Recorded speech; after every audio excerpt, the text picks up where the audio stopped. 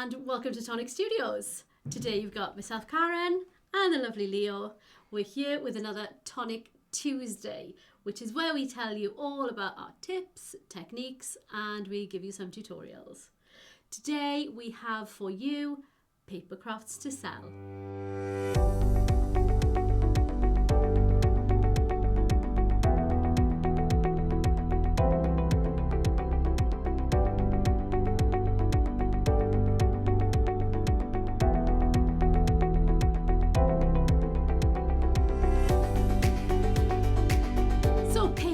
To sell. So what is that all about? So we're going to tell you, we'll give you some ideas of the products you can make, making the most of your craft supplies and your time as well, because it can become time consuming. Yeah. But we can hopefully help you cut down on that time.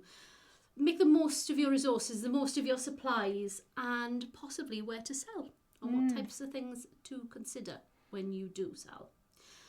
We're going to get the boring bit out the way. You're going to be sick of me by the time this finishes.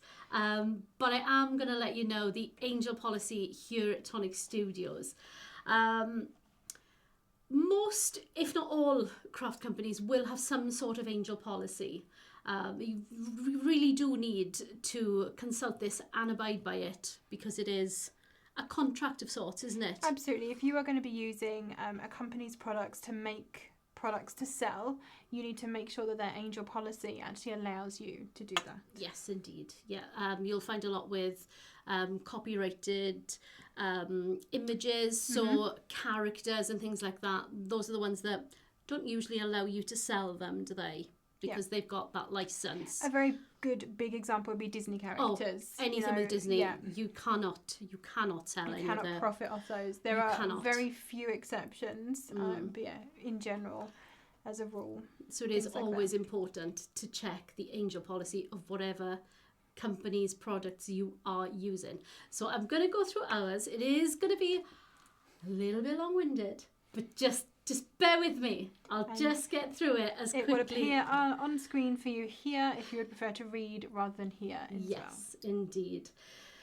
So our angel policy, the Tonic Studios angel policy, sets out the limitations and extents for the use of Tonic products to manufacture cards and artwork for sale. In essence, there are no limits to using our products for the sale of finished cards or shapes, as long as the item is homemade, i.e., it has been produced by hand or with the use of standard home crafting equipment, and not in a production line with semi or fully automatic machines. This does not include using the images or designs in new products, i.e. using a die-cut shape and making a rubber stamp that will then be sold on.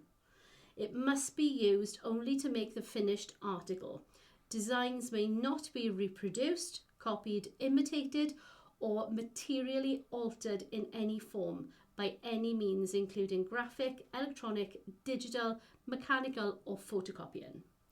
No item may promote or imply any affiliation or endorsement with Tonic Studios or any of the brands or personalities.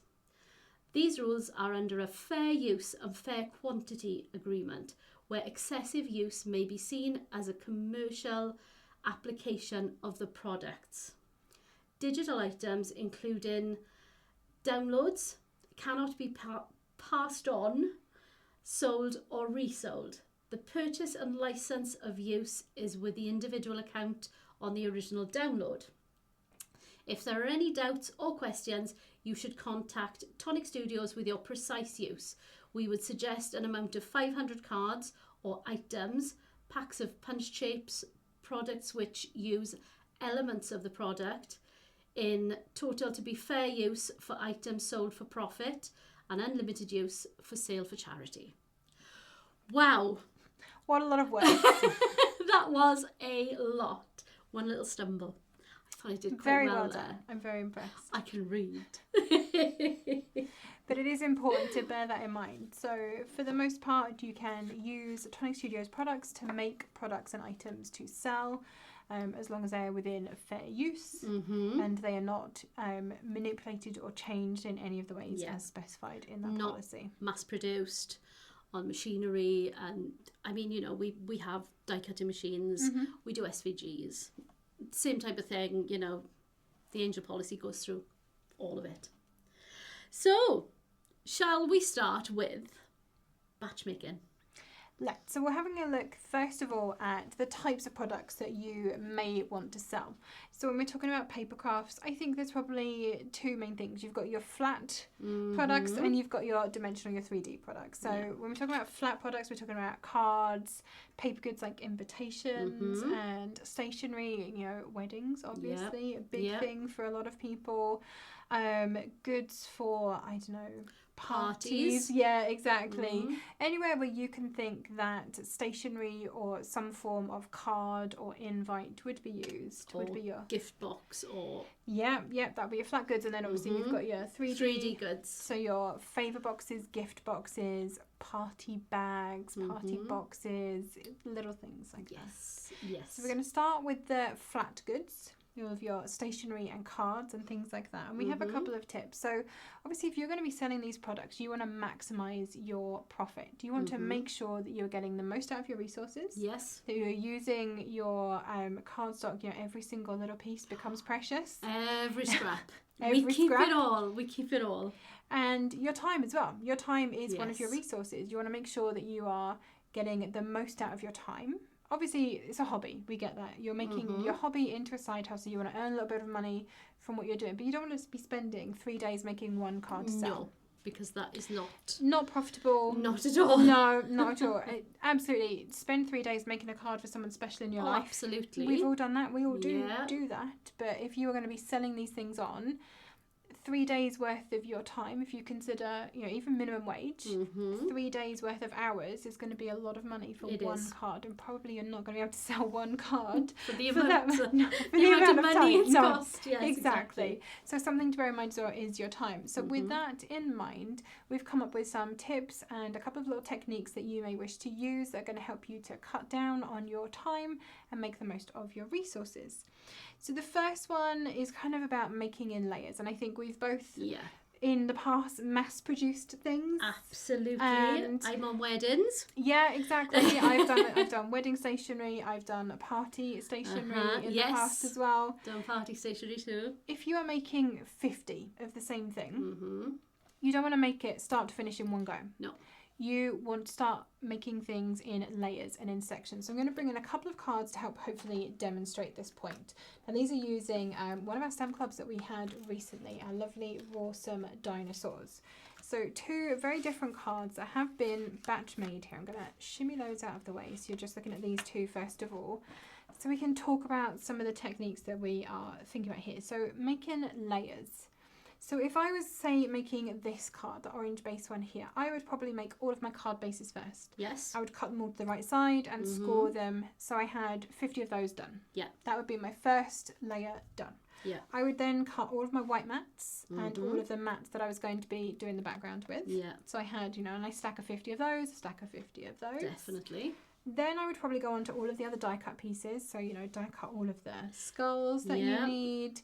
Die cut your panel. Yeah, and then you've got your sentiment. The fallout. So you're using the skull and the fallout there as well. So a good technique there, you're getting 2 pieces for the price of one. So using your, you know, your resources are going further for you. So get all of those in a pile ready to go. Then I would probably start looking at making these backgrounds, because I know they're going to need time to dry. They are. So you can get those done and drying while you move on to the next. So get your 50 of these panels, and of course if you're, so this was done with like an acrylic pull, basically, so you dot some things on, pull it down.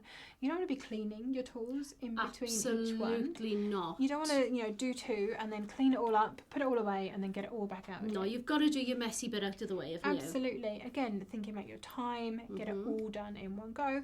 So, you know, pull, get your 50 of those done. Lovely. Put them in another room to dry, and then we move on. So then you would probably go through, and I do have another technique that I'm going to talk about with this little dinosaur, but you would then want to stamp, die cut and colour these. Yes. Definitely something you could do in front of the TV. A little bit of mindless colouring if you need to you know, move away from the craft room. Perhaps you've spent all day in there so far.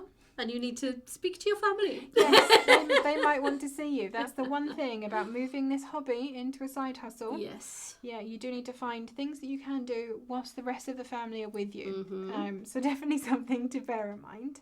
But once you had then all of your piles of 50 of each thing, then you can literally just go through and assemble them one by one by one. Stick, stick, stick, stick, stick. Job done. Fabulous. And it makes it, I think, making one of these cards so much fun. Yeah. Making 50 of these cards, still fun, but probably by the 50th, you're going to be fed up of seeing it. you are, absolutely. Yeah. I hate to say that because, you know, this is a fun hobby that we all love, but you are. And if you are making each one piece by piece by piece, once you got to about 10, you're like, I don't want to do any more of these. Doing another 40 of those. No. So that is definitely a technique that I would recommend. And exactly the same for this little set. You can see we've got, I think, 6 of these here that have all been done the same. So I would do the same thing. I would get all of my die cuts done, get all of my sentiments stamped, etc., etc., and build them like that. So number 1 tip, make in layers if you are making big quantities of things, which is probably, if you're going to start selling, something you're going to be asked to do. Definitely. That's a very, very good point there. If you're going to be making wedding stationery, there's always going to be more than... You're not going to be asked to make 10 wedding invitations. No, exactly. So you are going to be asked for lots of those if you do take that to the next level. So that is our first tip. Yes. Make in layers. So talking about those little dinosaurs moves us very swiftly and easily onto the next point. Now this is about where you are going to stamp and die cut an image. And this is a technique that I've been using for a very long time. It's very new to me and I love it. So I've cut this down. Obviously this is an A5 sheet, so I've cut myself an A4 sheet in half. So say I was, I don't know, die cutting 50 little brontosauruses, diplodocuses, whatever you want to call this dinosaur, but I wanted to stamp and die cut them all. Now you're either going to end up stamping them all like this, because like, I want to get the most I can out of my cardstock, stamp them all really close together, but then when you die cut them, you're going to start getting your deboss lines from the edge of your die coming over them, or you might get them ever so slightly too close together and you're going to cut into the next dinosaur. So even though this looks like you're going to get a lot out of them, possibly you're not. You're wasting your cardstock. Or you're going to do this and you're going to space them out to make sure you've got plenty of space around there, but then you're really not utilising your cardstock very well here. You could definitely get more than this. So my top tip for this basically is you do your die cutting first. So no, I would never have done this. No? I would never have done this. I would have done the second one there. So I'd have had 3. I'd probably have had 6 on that sheet. Yeah. And I would have stamped them, and I would have done this. I would have nice done big this. Gaps. Yeah, making sure I didn't overlap. The problem being then that all of this waste it's not is in usable waste. pieces. No. It's like weird, you're not going to get anything out of them. No, that would have gone in the bin. Definitely. So this way, I have die cut all of these first. So I've got 9 dinosaurs out of this by shimmying this around. But also I have a strip here that is still very usable because it is a strip. Yes, it is. And a piece here that is also still very usable. That's for your sentiments. Exactly. Wow. Okay. But obviously I've got all my little white dinosaurs. What am I going to do with them then? Well, this is where my little stamp platform comes in. And as you can see here, I've cut myself a template. This is my super top tip. So I'm gonna. So good. It is so good. I'm glad you appreciate it. I do, and of course our media grip is super important for this. Definitely. You don't want this to be moving. You don't want your pieces to be moving. So having your media grip in the back of your stamp platform means that your cardstock doesn't move. And yes, I've put extra magnets on mine as well. 4. I'm a 4 magnet girl anyway. I love my magnets. Exactly. Also the bar magnets, very strong. Love them. So the more magnets, the better for this. You do not want your template to move. You don't want this to move at all. And then you don't want your piece that you're putting back in the centre to move, hence the media grip. So I'm taking my stamp and I'm going to put my stamp into the little die cut aperture. Make sure he is nicely lined up so you've got a little border around the edge. And then you just pick this stamp up the same that you would any other time. So your stamp is now mounted here. You know it's going to fall perfectly into here. You take one of your little white, little naked dinosaurs with no colour. Oh, bless him. ink up your stamp. Oh, we can't see you doing that. Oh, hold on. You're going to shimmy over. There he is. There we go. So ink up our stamp, and then we're just going to press this down exactly as you would anytime you stamp. Now the other reason that I love this, there you go. Perfect. But you can see he hasn't stamped perfectly here. Now if I was stamping all of these individually onto my sheet of cardstock, I'm going to be doing this on a block, more than likely, because it's very hard to move a piece of paper. It is. In a stamp platform. So if he hadn't stamped perfectly, he'd be a wasted dinosaur. He would. Couldn't use him. Whereas this way, he hasn't stamped perfectly. I know he's in the right place. I know that my stamp is going to hit perfectly a second time. So I'm just going to re-ink. Press him back down. Give him a good rub over the surface. There we go. Beautiful. Nice crisp image. There he is. And again, this comes back to your little production line. You can just sit and stamp yourself a whole little herd of brontosauruses all in one go. You do all of your die cutting in one go. Fabulous. You come back and you just stamp, stamp, stamp, stamp, stamp the whole lot of them. This is just such a good tip. And you can see, I mean, he's not held down. No. It's the media grip that's holding him into position. It's amazing. It really, really is. It is one of the best tips I think I have seen. And you can just carry on and pop another one in. Yeah. So amazing. Another super simple tip for die cutting for you for stamped images, stamped and die cut images. Absolutely fantastic. My last little one then, when you're thinking about things to sell, and especially about making cards, you're going to want to think maybe a little simpler. Right. Pull it back a little bit. Probably you don't want those big fanfare cards that we, as we say, spend days on. That we give to our nearest and dearest. Yeah, exactly. Our loved ones. I mean, there are people who are willing to pay more for that type of card, and you should definitely have some of those. Yes, absolutely. But you do need to fill with perhaps some simpler cards as well. So what I have done here, I've made 3. Oh, no, there's only one. Where have my other cards gone? Where have my other cards? Those are them, aren't they, upside down there? Yes, they are. There you go. So I have made 3 very simple cards that are all using a very similar technique. So these 2 have been stamped. This one has been stenciled. Super quick and easy though. And the other thing about this, which is something that we haven't touched on yet, is these are very customizable. Yes. So you could make a whole bunch of these and have these panels not yet stuck on, but you know, all coloured up and everything, and then you literally just add the sentiment. So say somebody said, oh, I need a really quick birthday card. Can you put something together for me? Find one of these cards, add in a happy birthday. It's then a birthday card. It is. I need a really quick get well soon card. Same again. You've got this all ready to go. Yep. You stamp in a get well soon sentiment, or, you know, hope you're feeling better, whatever, and then it becomes a get well soon card. So you've got these cards kind of in your back pocket. Yes. Ready to go. But these have all been done. So we luckily, in our craft room, we had some A5 post-it notes. Indeed. But you don't have to have, I mean, as Karen says, I'm very lucky that I have a big post-it that has sticky all the way across the back of this. You don't have to have this, just a piece of printer paper, and on the back of this one I've just used our tape runner. Our dotted tape runner. It is removable adhesive. It is. So you can reposition and remove it as you need to.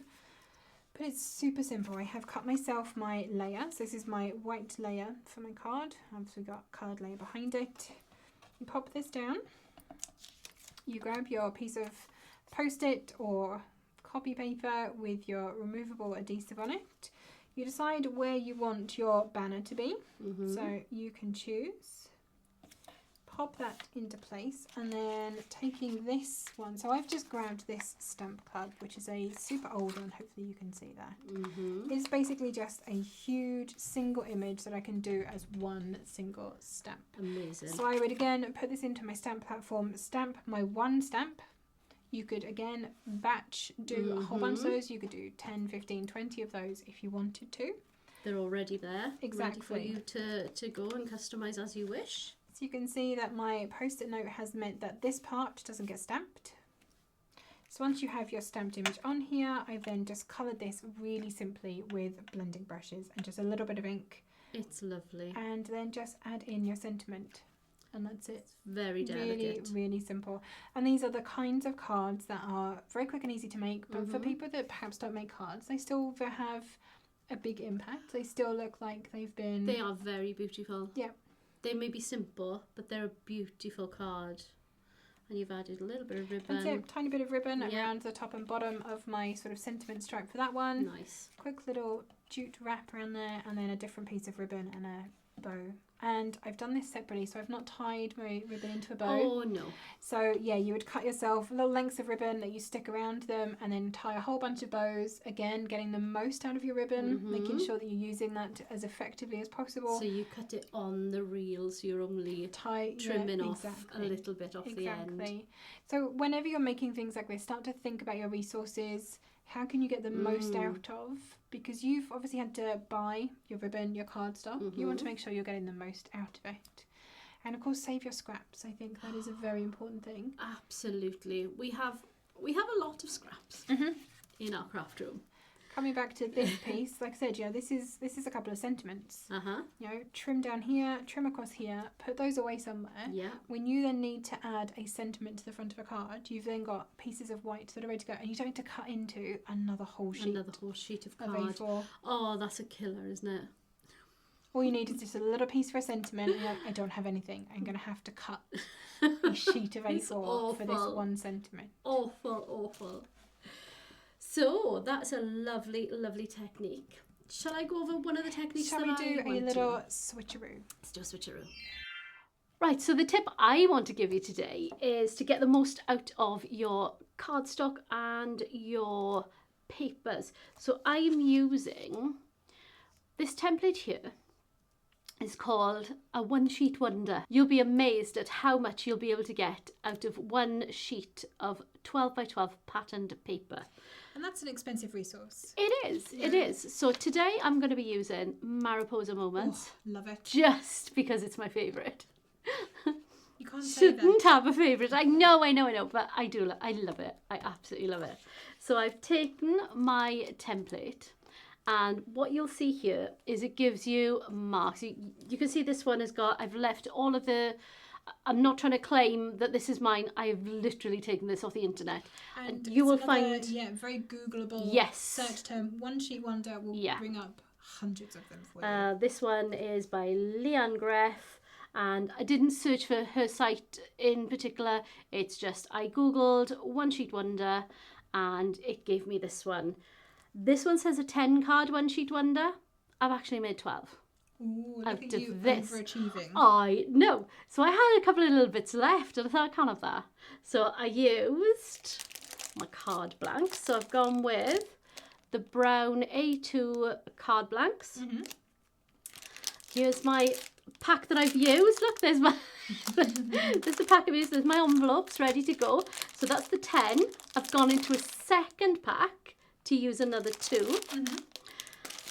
And this is where I've cut my paper. So you can see here.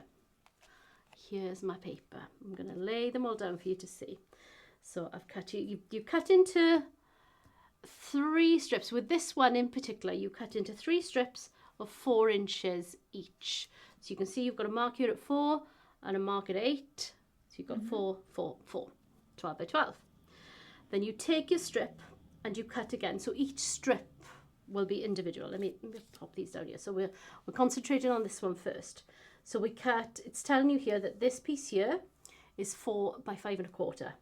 And these are going to be perfect mats for A2 cards. So we cut, pop it back in our trimmer and cut it down to 5 1/4. And then you can see you've got a diagonal line going straight down there. And that's giving me enough for 2 cards. Number 1, number 2. So you're just going to put your paper down with the 2 points and you're cutting and cut and just straight through. I'm not going to go in order because actually we've gone, there's a number 3, so number 3 is here, number 4 is here, but I'm going to just go down this strip here. So I've cut this one again, 5 1/4. You can see here it's telling you 5 1/4, and then you split, so it gives you this. 4 by 5¼ piece again, and it's telling you to trim that then at 2½, which is giving you a 1½ piece. So that's this piece here, cutting in the not the middle, but cutting down centrally there, and you've got the 2½ and the 1½, and then it leaves you with a little 1½ inch by 4 inch piece here. So this strip now, let's go to our middle strip. So this one is again 4 inches wide, and it tells you again 5¼ because that's your perfect mat. You've got a diagonal line that's not top to bottom, it's kind of centrally. If you do it by the measurements, it just makes it easier if you're going to mat and layer later, rather than just popping it in and slicing where you feel like it. If you do stick to these 2 by 3¼ there, so get a ruler, mark it to that side, 3¼ that side, and you haven't got to draw it, but you can line it up on your trimmer from those 2 pencil lines and just straight down there.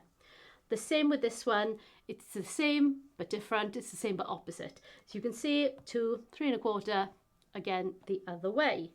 Again, leaving you with another 1½ by 4 inch piece. So we're going to go on to the last one. I cannot believe how much I got out of this. So obviously 4 inches wide again. It's telling me here to cut at 2½ and another 2½. Then at 4. It's got a mark here. So this is an extra piece, and this is what I couldn't have. I couldn't have an extra piece. No I needed to use that. And then this is my last piece, 4 by 1½. So when you cut all of these down, there's that piece. And that piece is, obviously this isn't a size because I've printed it out, but you can get the idea. There's my 2½ pieces there. There's my, that one. No, it's not. It's that one. No, that is right. That one and that one.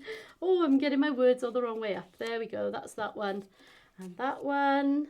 I've got a little 1½ there. I've got a 1½ here. There's my 1½ and my 2½. And there's my 2 diagonals. So it works. It's perfect. And that is where you get all of your cuts. So we'll pop these to one side and I will show you exactly what I've done with them. So let's put them over here. Over here. I'm keeping them separate just so I know. If I shave a little bit for you. Thank you. Just so I know that these are all the pieces that I have used. Okay, I'll move my template out. I'll take my beautiful sheet of Mariposa Moments. I shall pop those to one side.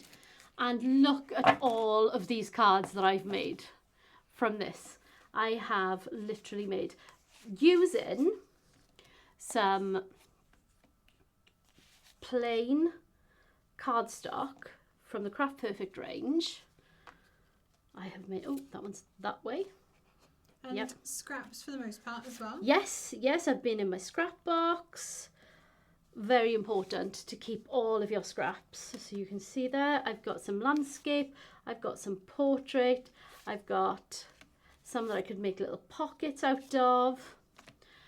I've made 12 cards from one sheet of paper.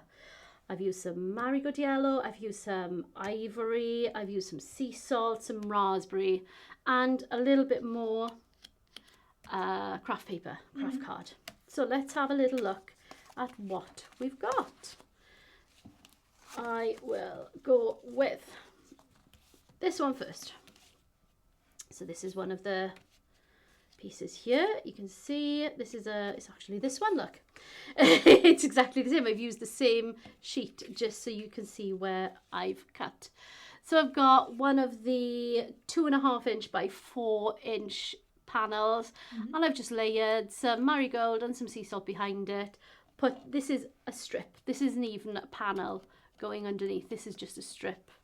And my card is a little 10-fold opening card there. This one again is the other piece where I don't have much decoration, granted, but I do have some nice big sentiments that I could bring in. So I shall show you those in a moment. Keep that one to the top so I can show you what I'm going to do with that. Then we've got this one is my nice big 5 1/4 by 2.5 inch strip there.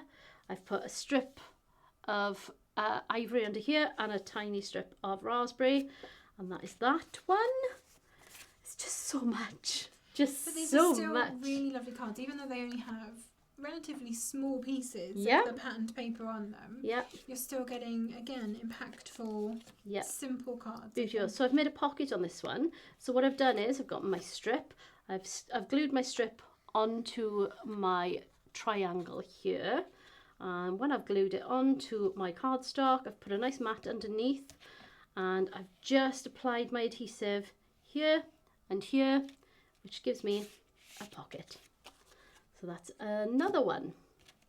Got a nice pocket. I've hand cut a tag. This was a scrap as well.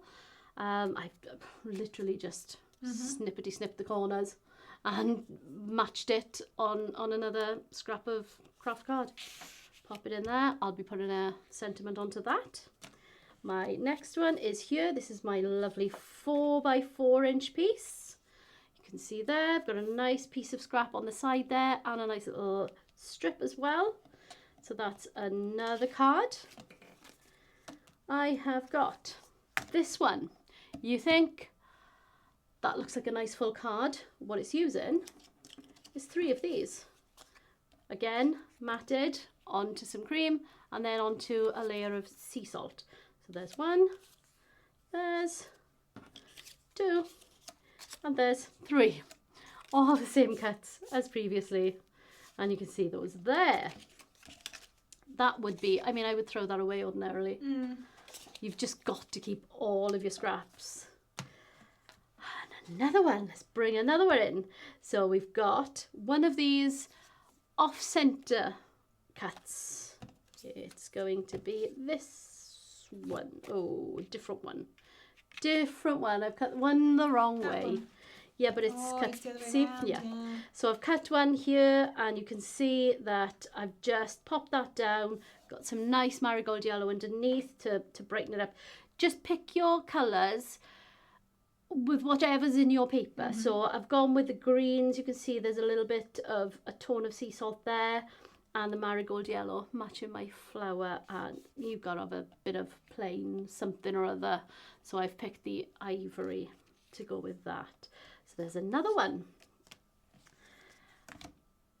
Another triangle. So let's see what we've done here. We've just glued that into position.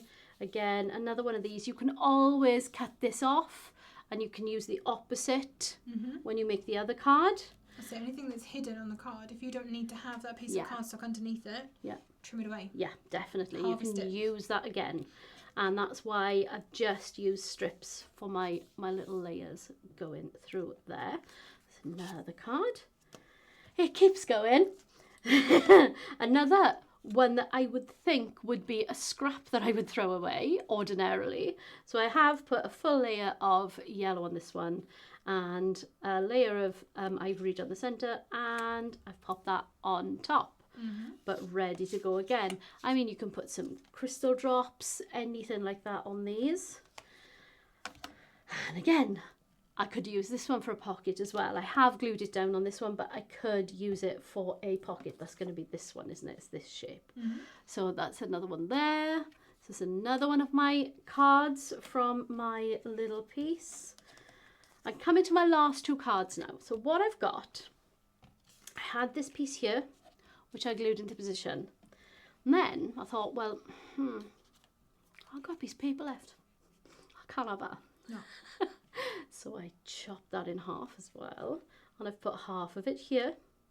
You can see, I've just gone across. And then my other card. So here's my other one here. And the other half went up here. So I've got a nice little matching pair. Got a nice green background on this one, got a nice raspberry background on this one, and I've just edged the both with a little bit of ivory white to match. That is a huge 12 pile of cards though. 12 cards, and I made those in a morning. Yeah, it was a morning. I made those in a morning upstairs by my desk, and then I cut myself some sentiments. I mean, you could leave these as they are, and as people want a card, you can tell them, you can die cut any sentiments. I've just grabbed a set that were on my desk, to be honest, and I've just cut them in assorted colours. If I were doing these to sell, I would have each of these in every colour of the set of cards that I've made. So I've got some birthday wishes and some sending hugs and sympathy and someone special and blah blah blah. And I've also got some little critters as well that you can add as little accents.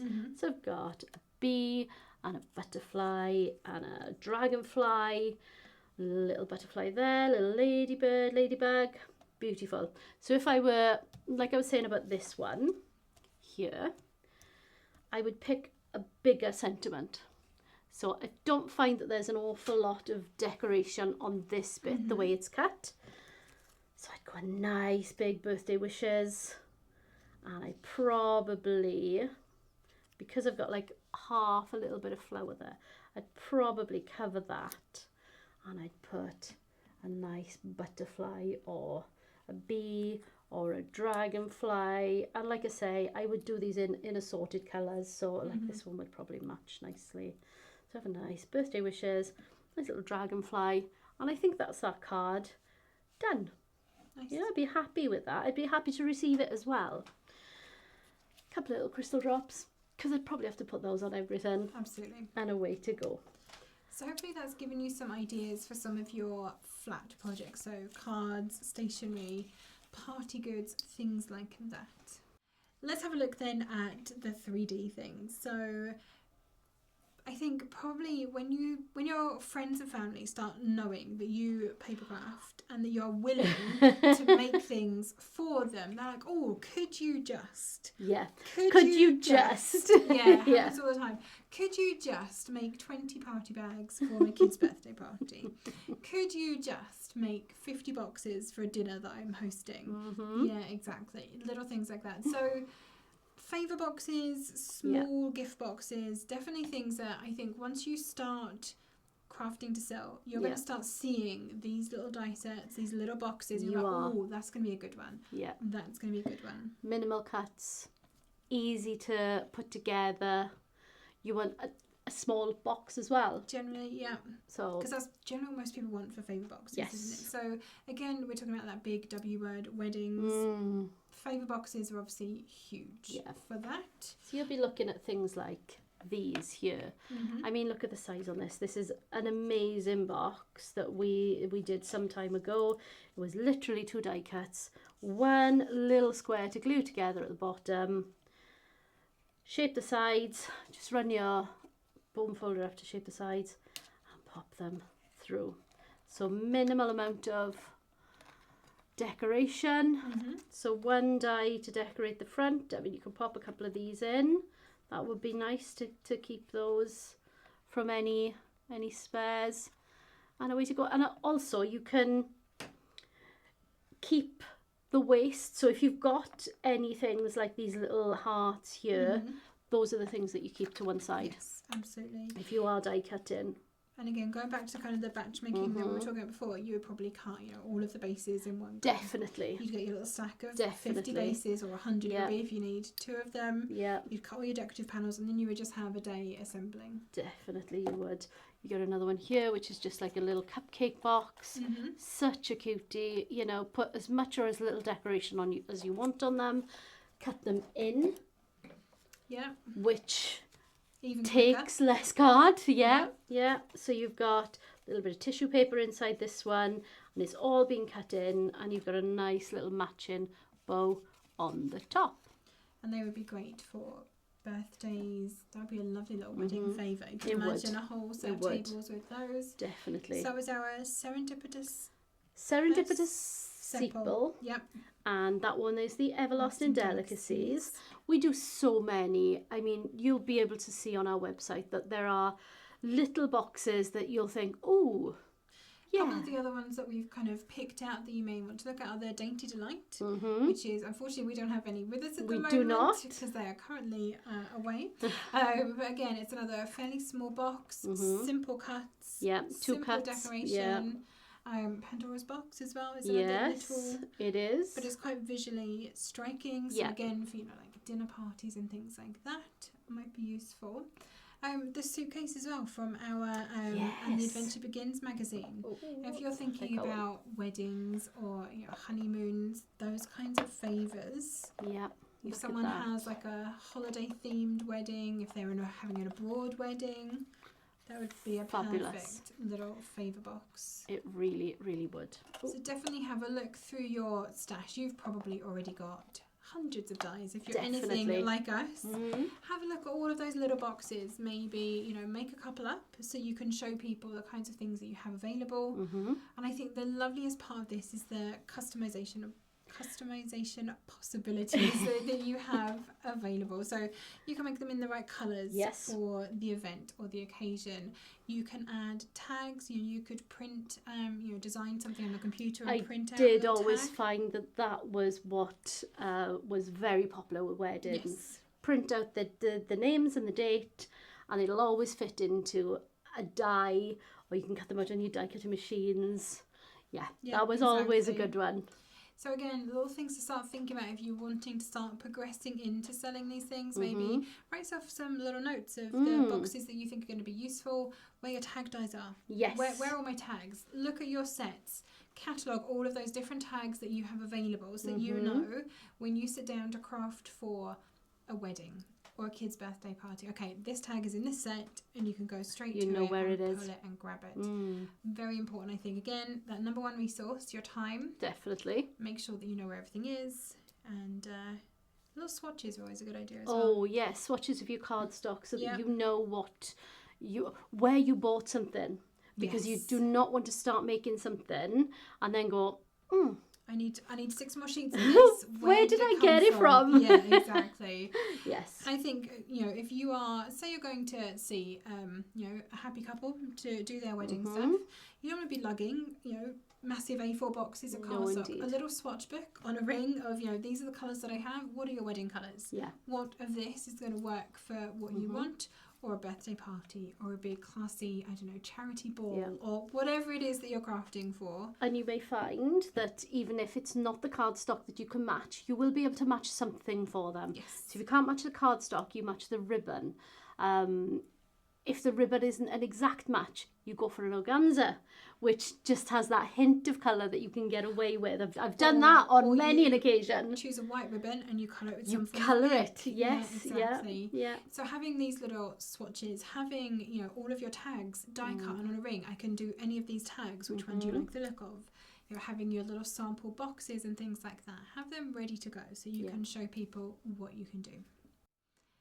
So the next thing that we're going to talk about, and we're going to touch on this very briefly, is kind of talking about our SVG files. And not only us, obviously lots of other companies also have SVG files, which if you don't already have one, they are for digital cutting machines. So the kind of machine that has a blade stored in it, you give it an image and it will cut that image out for you, basically.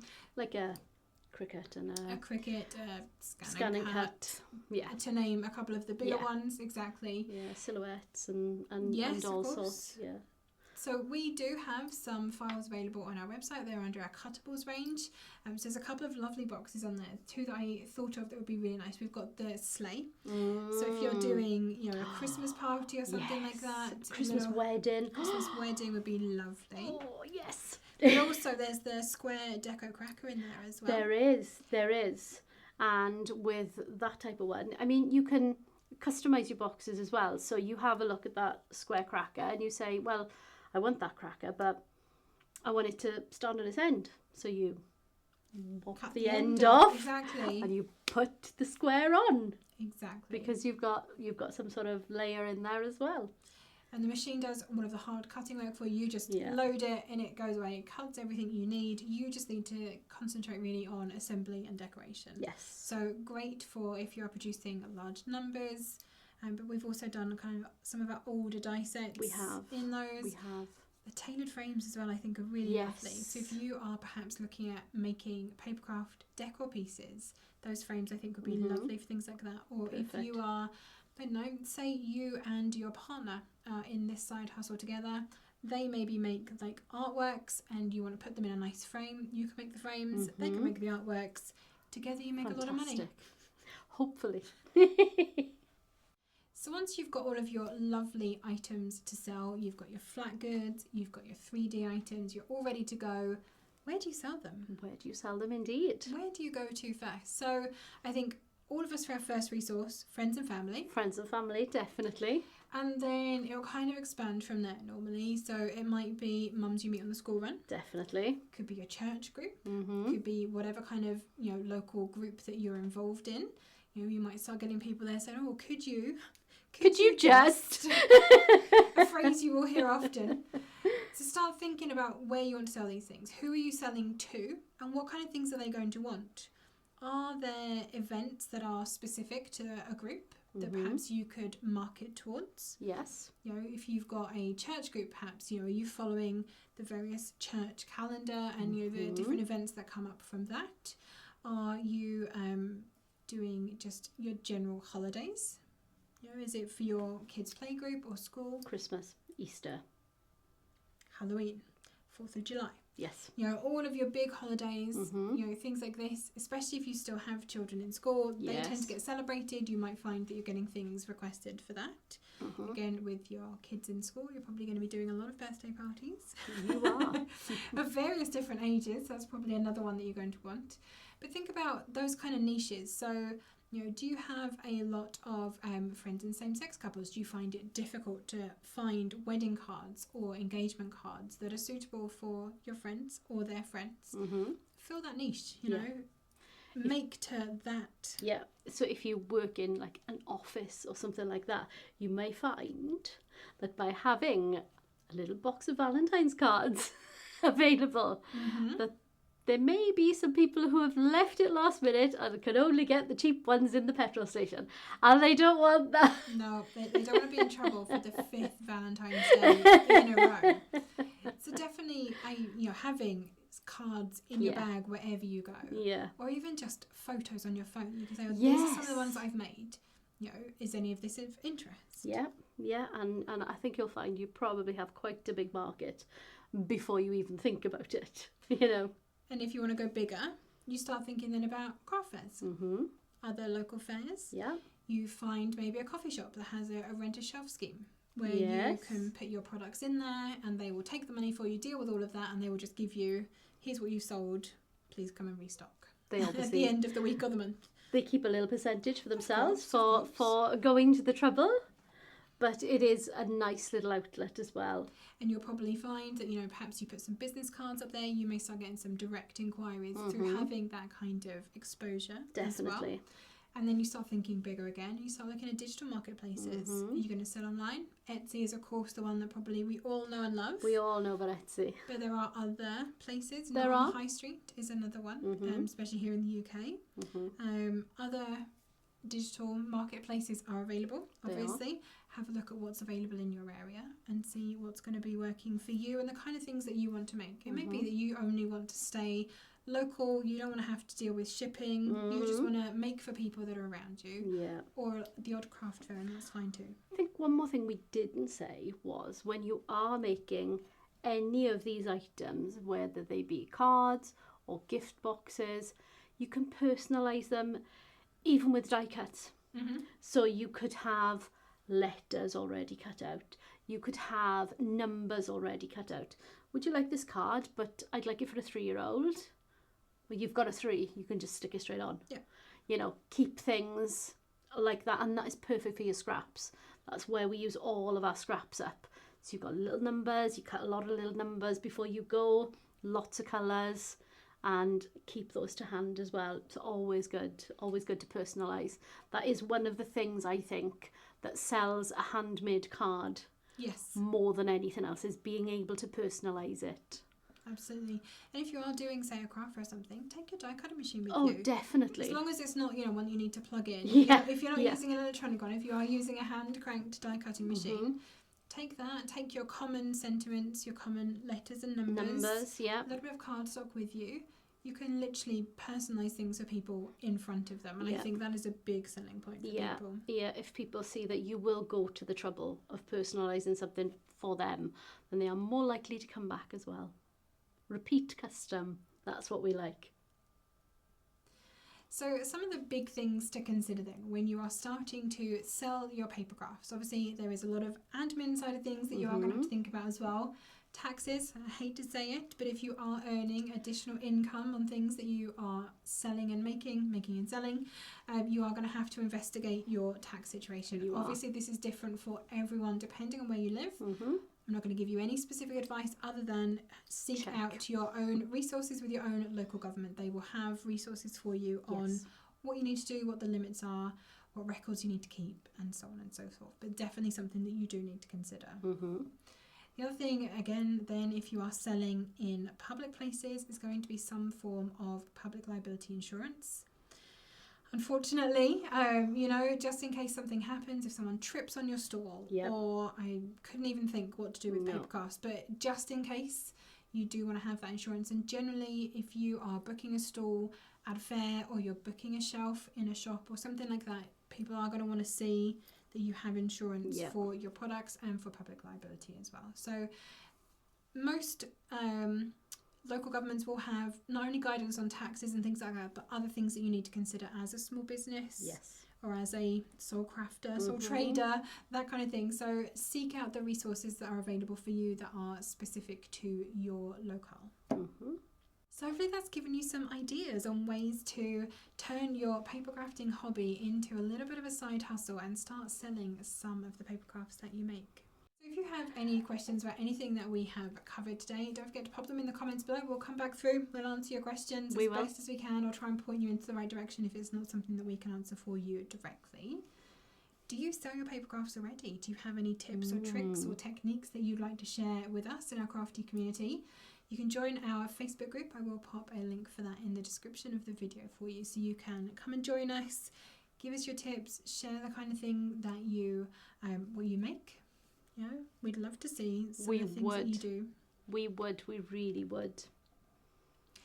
I think that's about all we have to say then on paper crafts and selling them so far. I think so. Hope you have enjoyed this video, and we'll see you all again very soon. Happy crafting!